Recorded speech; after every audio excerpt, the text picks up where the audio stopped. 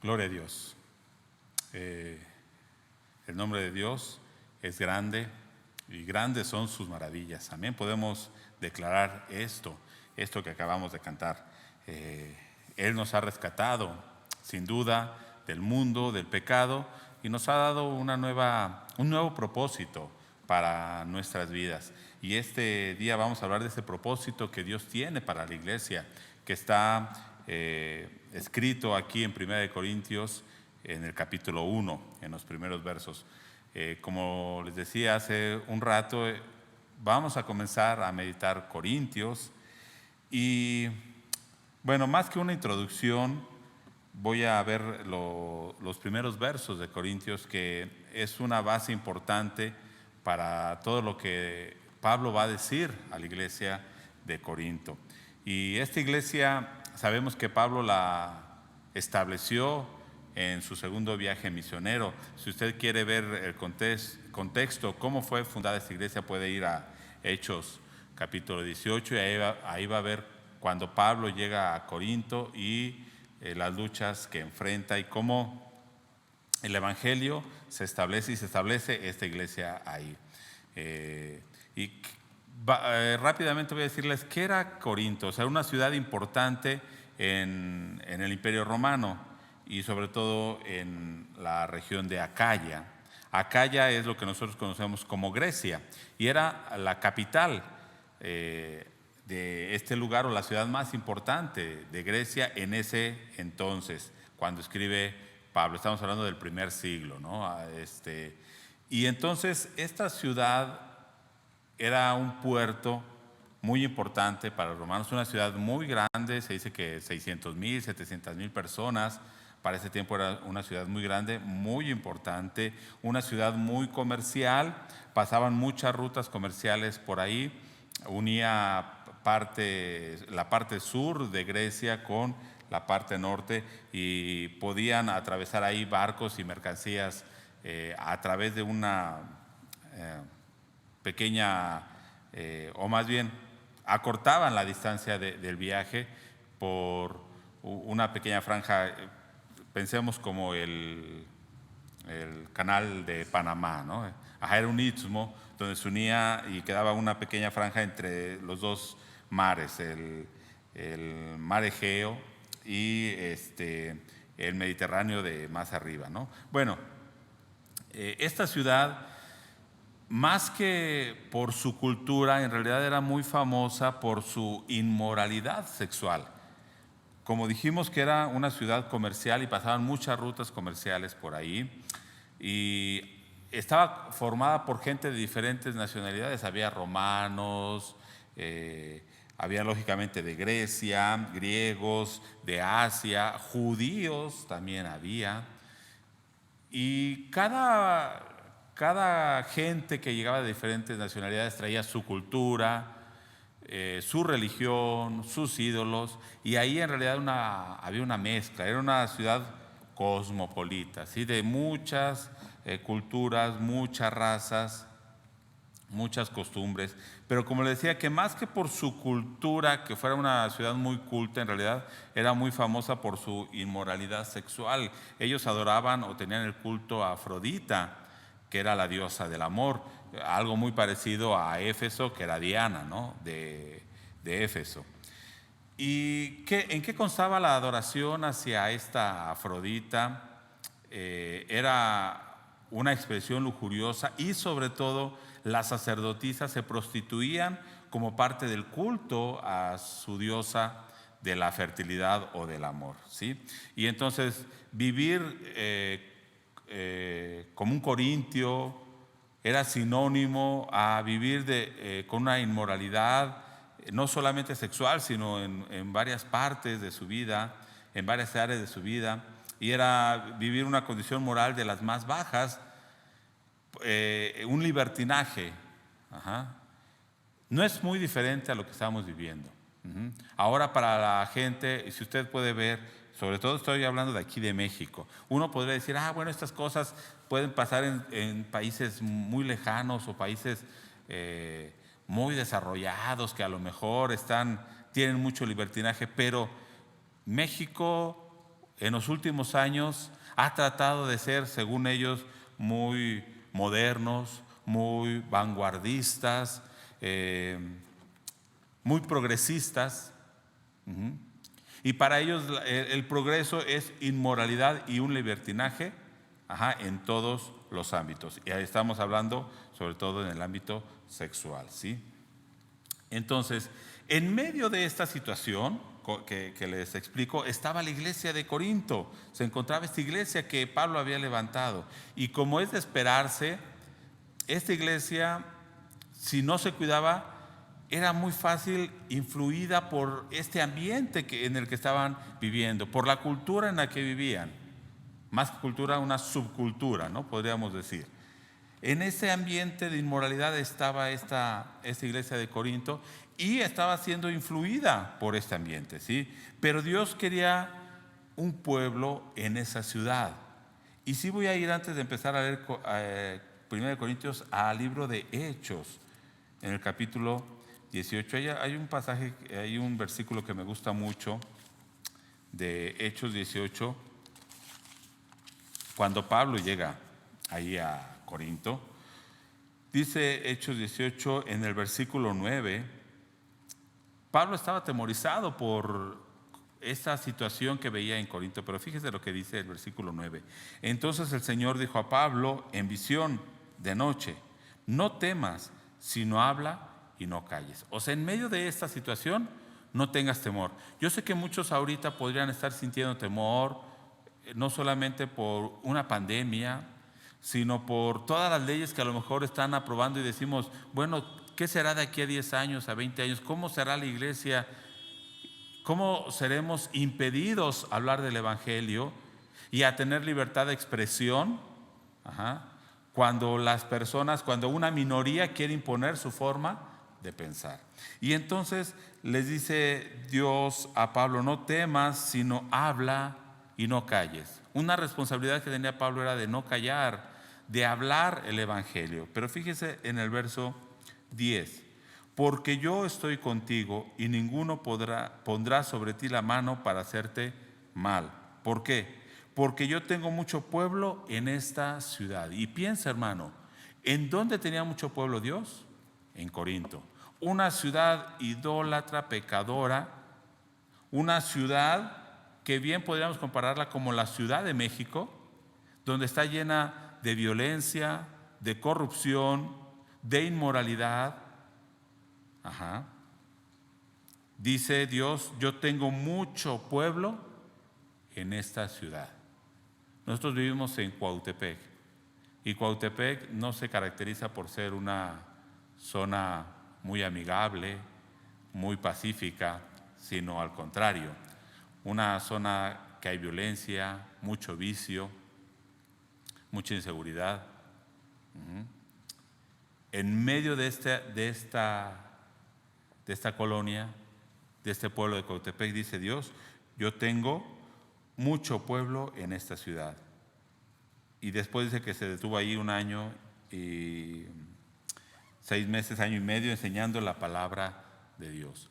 Pero sí se da cuenta, Pablo, aún cuando llegó ahí, tuvo temor, porque había persecución de los judíos y también ya había sido perseguido por los gentiles en otras ciudades, y también aquí sentía ese temor. Pero Dios le dice: yo tengo mucho pueblo. Ok, ahora sí vayamos a Corintios. Podemos ver entonces esta situación en la iglesia de Corinto. No era nada favorable.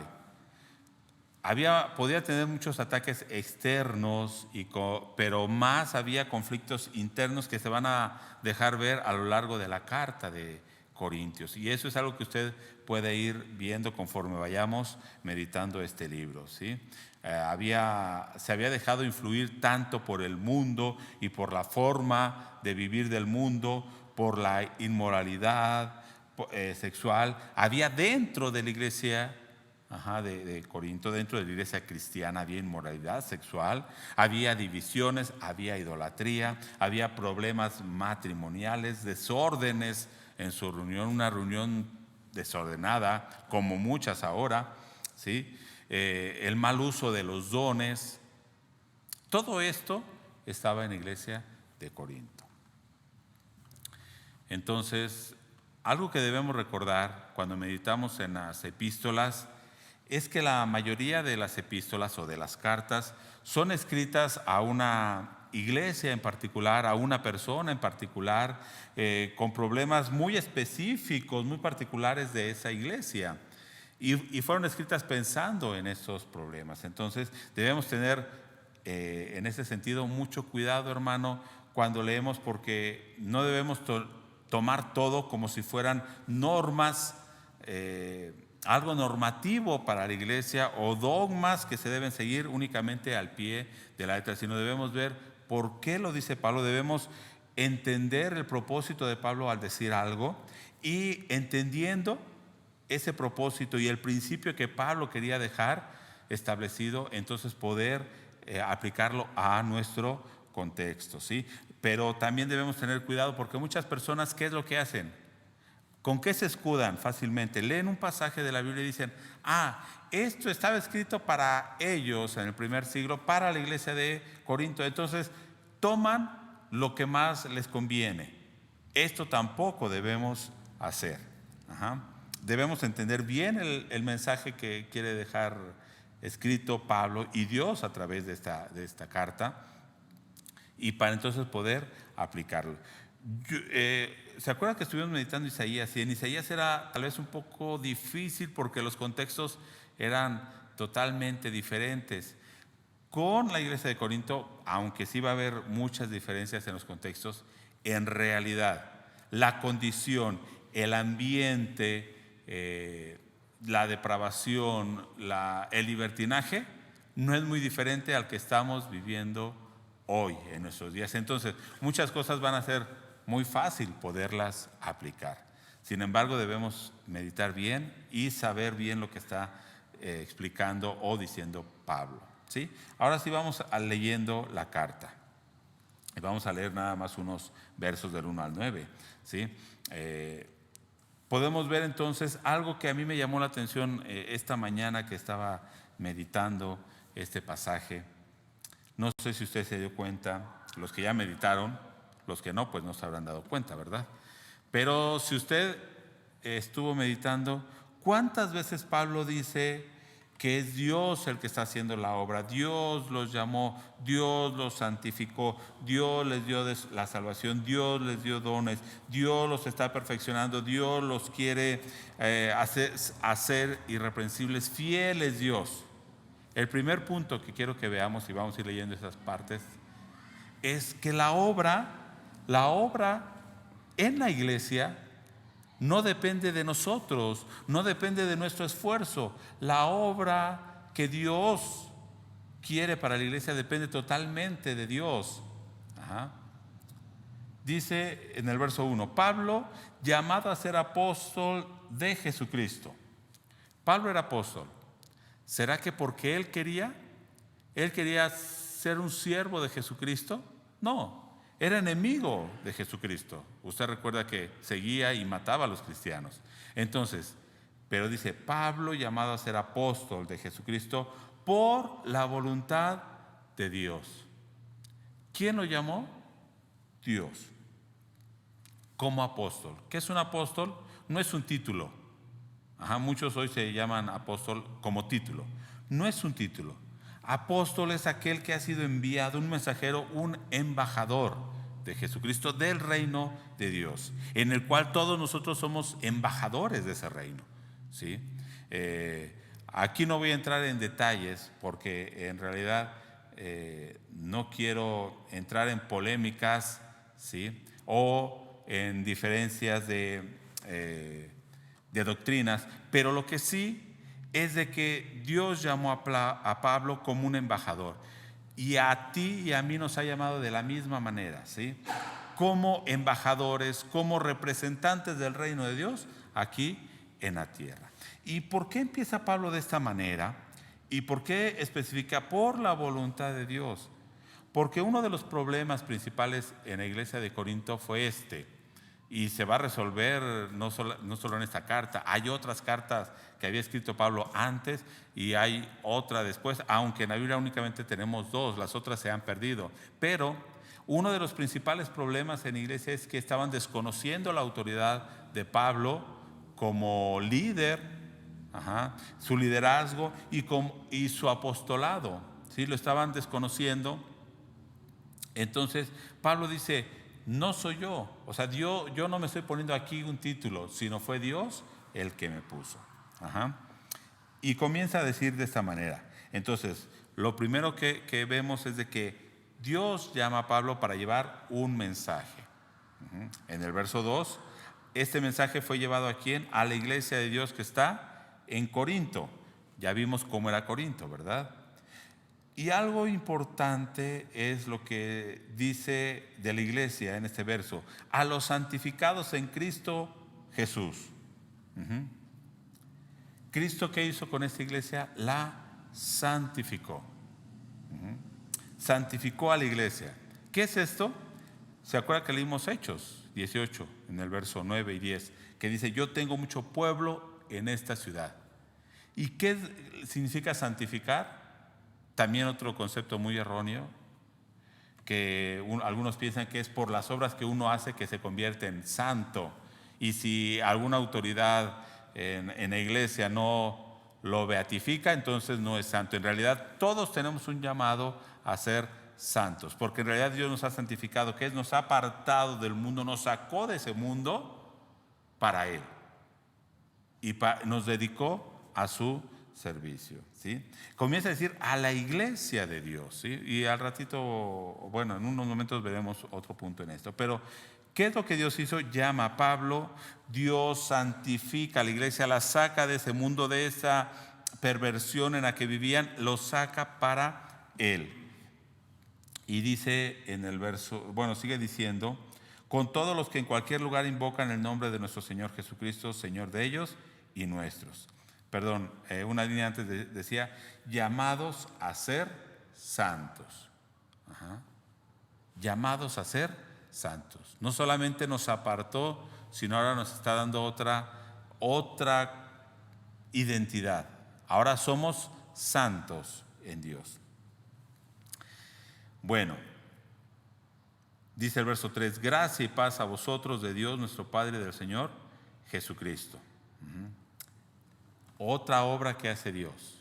O sea, va mencionando, y todo lo que menciona en estos versos es la obra de Dios en la iglesia. Dios llama a Pablo, Dios elige a Pablo, Dios envía a Pablo, Dios escoge a una iglesia de una ciudad, en este caso de Corinto, y lo saca de ese lugar.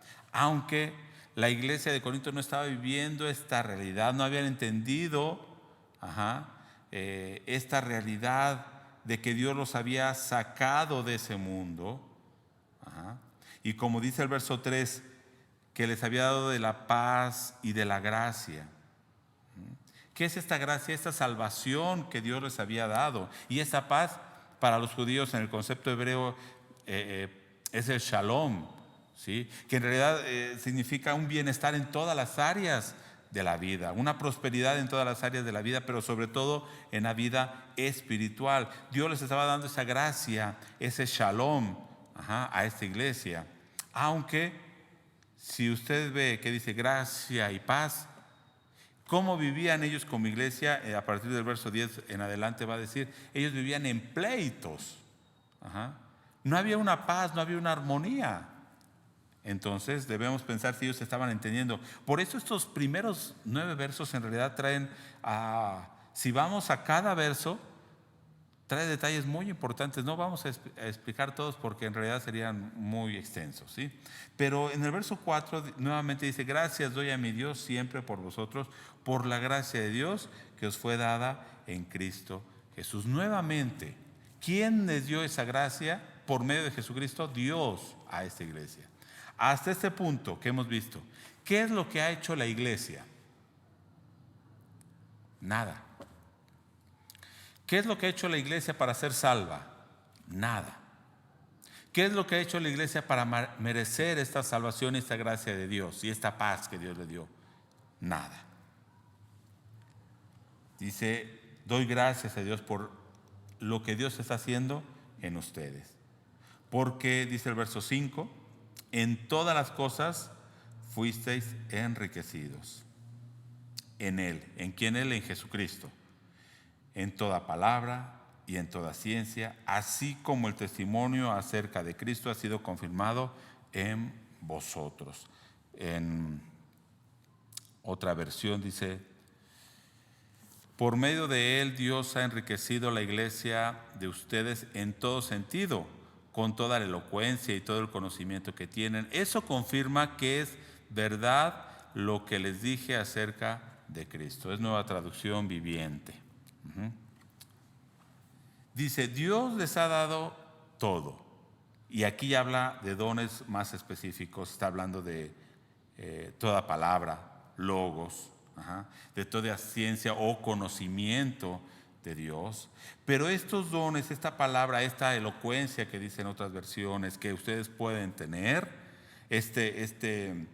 estas palabras sabias, no provienen de ustedes, son Dios que se las dio. Y a través de eso Dios está confirmando, dice en el verso 6, que el Evangelio, la verdad que yo les prediqué, o más bien que el Evangelio es una verdad que yo les llevé, que el Evangelio de Jesucristo es una realidad. ¿Cuál es la realidad que nosotros tenemos, hermanos? Si a usted le dice: ¿cómo sabes tú que el Evangelio es verdad? ¿Usted qué le diría? ¿Cómo sabe que el Evangelio es la verdad?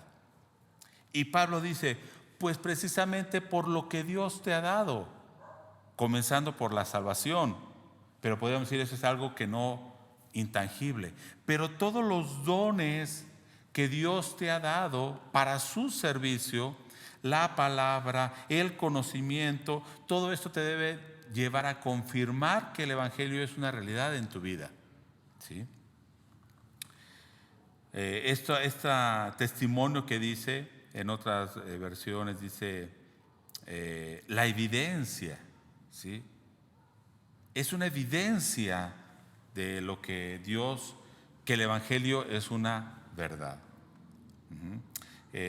Aunque esta palabra también en griego, evidencia, es, por ejemplo, dice aquí el decálogo o la ley que Dios había dado en el tabernáculo. Dar testimonio o testificar, o sea, cuando Dios hablaba y daba sus testimonios, estaba dando su ley. Pero ahora esa ley, hermano, según el nuevo pacto en Jesucristo, que esa ley está escrita en nuestra mente y en nuestro corazón. Esa también es una evidencia, porque antes tú ibas y vivías como tú querías y pecabas lo que tú querías y no había una ley que te lo impidiera. Pero ahora esa ley está en tu corazón, está en tu mente, y esa misma ley es la que hace que tú no puedas pecar más. Y eso es una evidencia de que el Evangelio, de que Jesucristo es una realidad. Dice el verso 6: así como el testimonio acerca de Cristo ha sido confirmado en vosotros.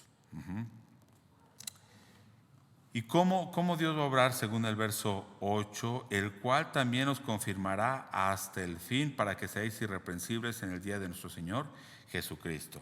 Nuevamente, ¿quién es el que los va a confirmar? ¿Los iba a confirmar a ellos? Dios. Afirmará su obra y la perfeccionará. ¿Pero con qué propósito? Para que sean irreprensibles. O sea, para que no tengan nada de qué regañarles o reprenderles. Ahora, si usted ve los versículos anteriores, dice que Dios les dio la gracia, que Dios les dio dones, que Dios les dio la palabra, que Dios les dio conocimiento. Todo esto con el propósito ¿de qué? De que sean irreprensibles cuando Jesucristo venga. Los dones que Dios te ha dado, hermano, no son para otra cosa, sino para que te perfeccione y para que perfecciones a la iglesia, o para que Dios perfeccione a través de nuestras vidas a la iglesia. Ahora, fíjese, si usted va a leer toda la carta de Corintios, se va a dar cuenta que los corintios estaban muy lejos de ser irreprensibles, porque en realidad toda la carta de Corintios lo que vemos es regaño tras regaño tras regaño. Entonces, en estos primeros versos Pablo les está diciendo: vean lo que Dios les ha dado con el propósito de que sean irreprensibles, pero ustedes hacen todo lo contrario. Entonces Dios los confirmará. Y en el verso 9 dice: fiel es Dios, por el cual fuisteis llamados a la comunión con su Hijo Jesucristo nuestro Señor. Nuevamente, fiel es Dios. ¿Quién hizo toda esta obra?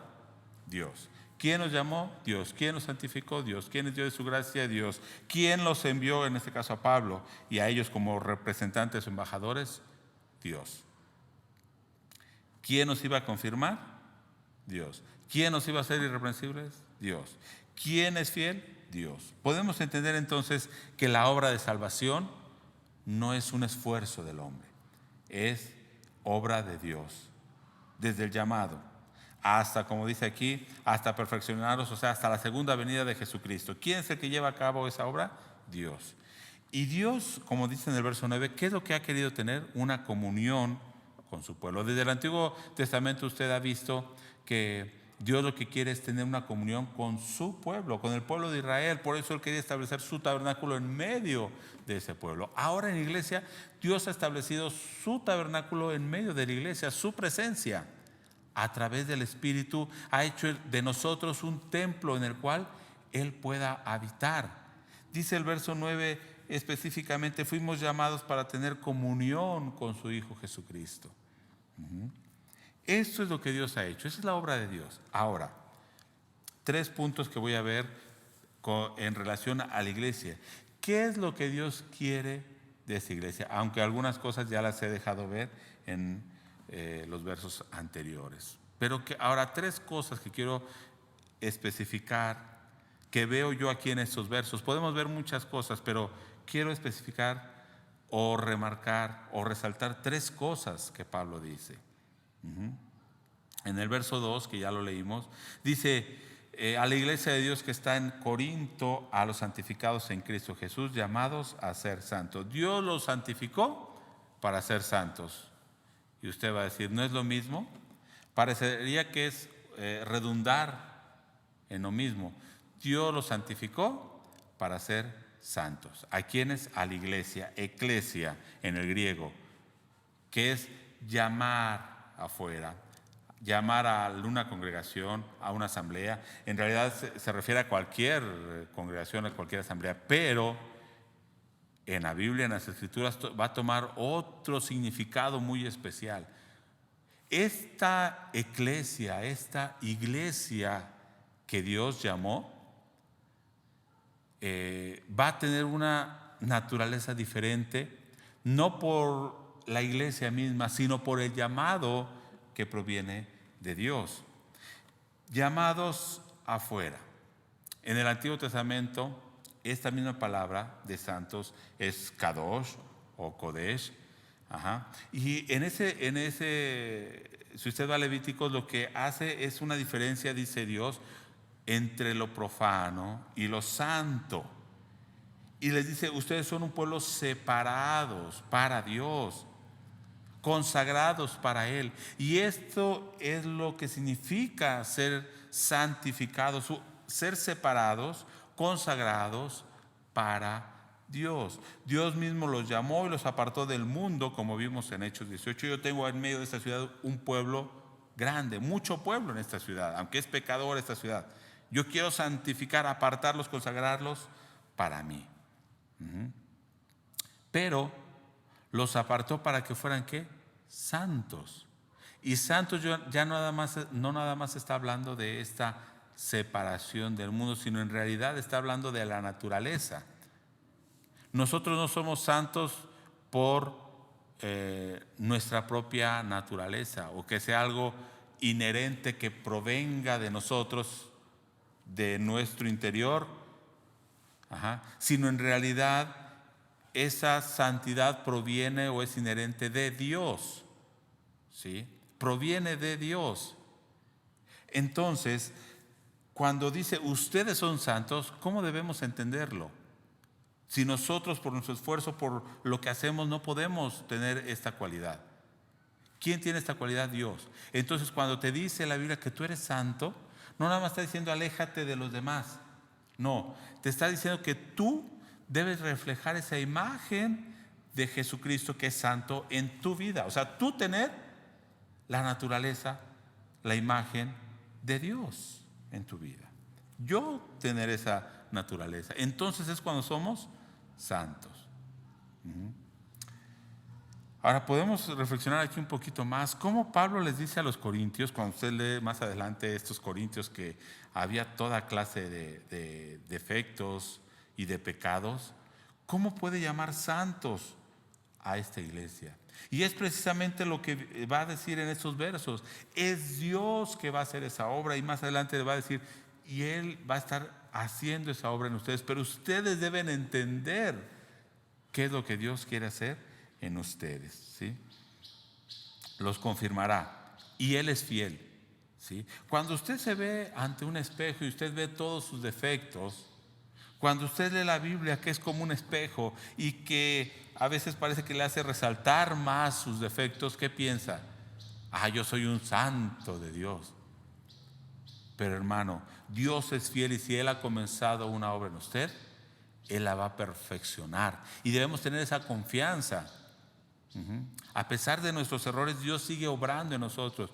Pero algo que es cierto y algo que debemos tener conscientes es de que Dios quiere hacer esa obra en nosotros, pero a veces nosotros nos rehusamos a que haga esa obra, y nosotros más bien queremos seguir viviendo en el pecado. Y es precisamente lo que la carta de Corintios les va a decir, y Pablo les va a exhortar a estos hermanos, ¿sí?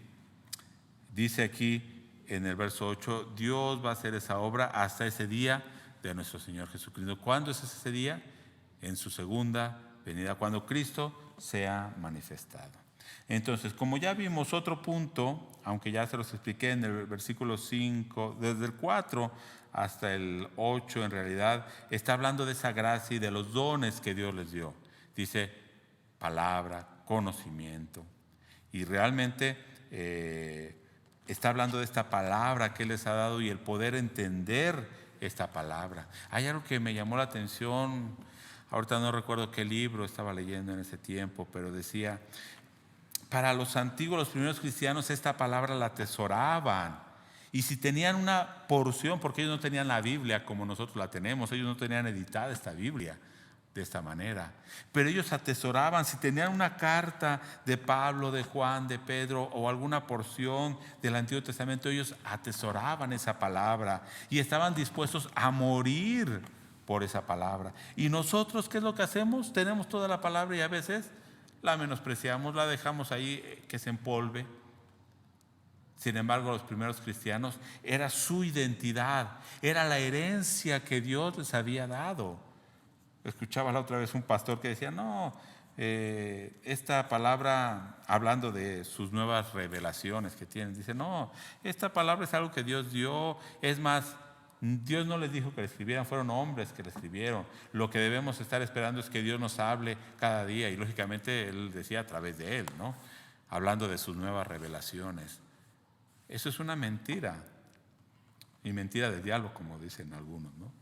Esta palabra es la que Dios nos ha dado, y esta es la palabra de Dios, y esta es una herencia maravillosa. Bueno, todo esto que Dios nos ha dado es con qué fin, hermanos, dice el verso 8, que seamos irreprensibles. Ya vimos, el primer punto es que seamos santos, con una naturaleza celestial, con una naturaleza de Dios, y ahora a fin de que seamos irreprensibles cuando Jesucristo venga, como dice Efesios también, para presentarse una iglesia santa, sin mancha. Jesús está obrando de esta manera. Entonces, cuando vemos todas las fallas de la iglesia de Corinto, cuando vemos todas nuestras fallas, decimos, estamos muy lejos de describirnos de esta manera. En la iglesia de Corinto, muy lejos de ser irreprensibles. Sin embargo, Pablo no duda de que Dios y del poder de Dios que está actuando en ellos, para llevarlos a ese fin, para cumplir su propósito. No sé, hermano, ¿cuántas veces tú has dudado de esa obra en tu vida? Y a veces dices, no sé si voy a llegar. Estás dudando del poder de Dios para perfeccionar esa obra en ti. Debes confiar en esa promesa de Dios, que al final Dios va a cumplir ese propósito y te va a perfeccionar. Pero debes caminar en esa voluntad de Dios, porque si estás yendo en otra dirección, no, Dios no puede cumplir ese propósito en ti. Y el tercer punto y último que nos dice el verso 9, ¿por qué nos llamó Dios? ¿Para qué nos llamó Dios? Para tener comunión con su Hijo Jesucristo. Esta comunión que ellos creían tener con Dios, que se manifestaba en dones. O sea, si usted ve la iglesia de Corinto, ¿cómo podemos decirlo? Presumía sus dones. Y si yo tenía más dones que el otro, yo menospreciaba al otro y yo decía, yo tengo más dones, es porque yo estoy más cerca de Dios, es porque yo soy mejor que el otro. No se daban cuenta, y por eso en este mismo capítulo Pablo dice, de lo vil y menospreciado escogió Dios. O sea, ustedes no son grandes personas, sino fue por pura gracia de Dios. Ahora, con el propósito de que tengamos comunión, no solamente está hablando de vamos a llevarnos bien con Jesucristo, o no solamente hablamos como algunos pueden decir, pues yo me levanto y le digo, Señor Jesús, acompáñame. No, esto de tener comunión en realidad está hablando de tener una intimidad con Él y de compartir no solamente mis deseos, mis pensamientos, sino en realidad está hablando de compartir su naturaleza, la naturaleza de Dios en nosotros, como dice Pedro, que nos ha hecho partícipes de esa naturaleza divina, para tener esa comunión con su Hijo. Pero ¿cómo podemos tener comunión con Dios? Según 1 Juan también 1, 6. 1 Juan 1, 6 y 7, lo voy a leer rápidamente. Dice, si decimos que tenemos comunión con Él y andamos en tiniebla, mentimos. O sea, si decimos que tenemos comunión con Jesucristo, que es la luz, pero estamos en oscuridad, somos mentirosos y no practicamos la verdad. Pero si andamos en luz, como Dios está en luz, tenemos comunión unos con otros. Y la sangre de Jesucristo, su Hijo, nos limpia de todo pecado. Si decimos que tenemos comunión con Dios, debemos tener comunión unos con otros. La iglesia debe tener comunión, y precisamente en el verso 10 en adelante va a decir, entonces, ¿por qué están divididos si lo que Dios los ha llamado, decía en el verso 13, es para que tengan paz? Si Dios les ha llamado para que tengan comunión. En la iglesia ustedes están haciendo todo lo contrario. Tienen divisiones, tienen pleitos, tienen celos. ¿Será esa una verdadera comunión? Ellos presumían y pensaban tener mucha comunión porque tenían muchos dones. No es de esta manera.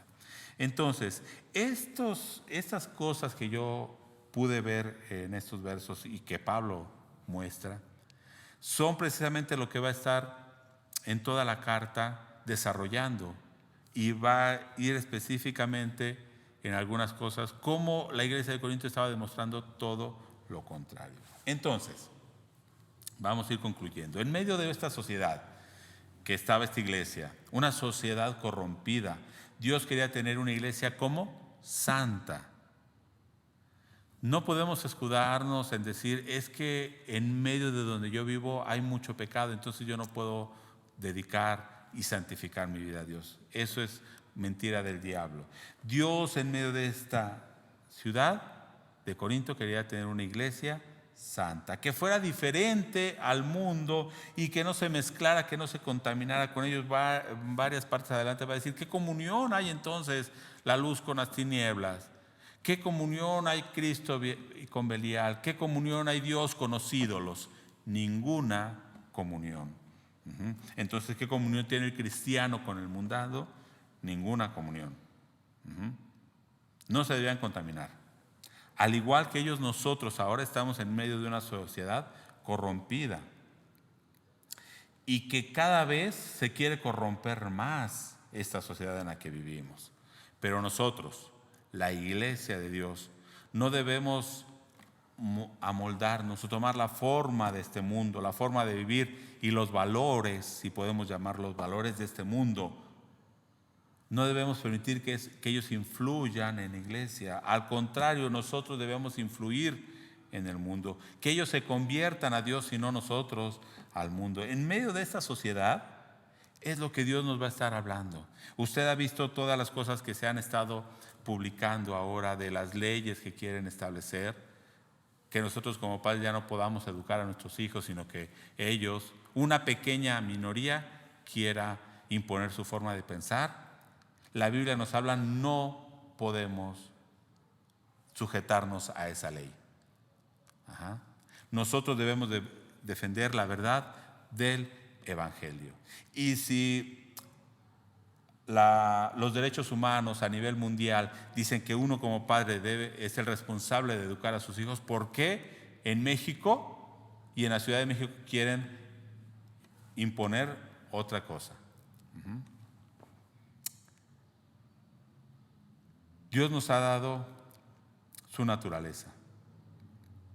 Dios quiere tener una iglesia santa, separada del mundo, con la naturaleza de Dios. Todo lo que Dios nos ha dado. Si Dios te ha dado su gracia, si Dios te ha dado dones, es para esto, hermano, para que tú puedas reflejar la naturaleza de Dios. Estos dones que Dios te ha dado son por medio del Espíritu, y como dice Efesios, el Espíritu por el cual nosotros fuimos sellados a través de la salvación y de recibir a Jesucristo, son un adelanto de la herencia que tenemos en el cielo, y son algo necesario, como dice aquí en el verso 8, mientras esperamos la venida del Señor Jesucristo. Sin embargo, esos dones no son para mi beneficio personal, sino para edificación de la iglesia.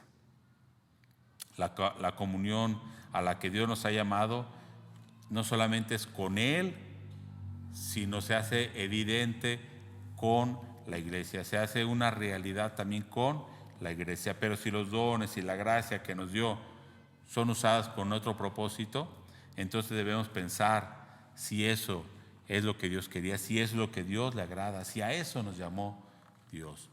Y precisamente todo esto nos va a hablar 1 Corintios. Hermanos, les exhortamos a que sigamos meditando, a que sigamos en ese camino, en esa santidad, en ese llamado de Dios. Dios nos llamó a tener comunión con Él y a ser una luz en medio de la oscuridad, que seamos irreprensibles. Si crees que no estás viviendo de esta manera, si crees que la iglesia donde estás viviendo no está viviendo de esta manera, debemos orar para que Dios haga esta obra y tener la confianza plena de que Dios cumplirá su propósito. Oremos. Señor, en esta hora agradecemos por tu palabra. Pedimos, oh Dios, de que cumplas tu propósito, que seas fiel a tu pacto y que nosotros podamos también ser fieles a ese pacto contigo. Que puedas llevarnos a esa perfección, que podamos ser irreprensibles, Dios. Usa nuestras vidas en ese propósito tuyo. Oramos en el nombre de Jesucristo. Amén. Dios les bendiga.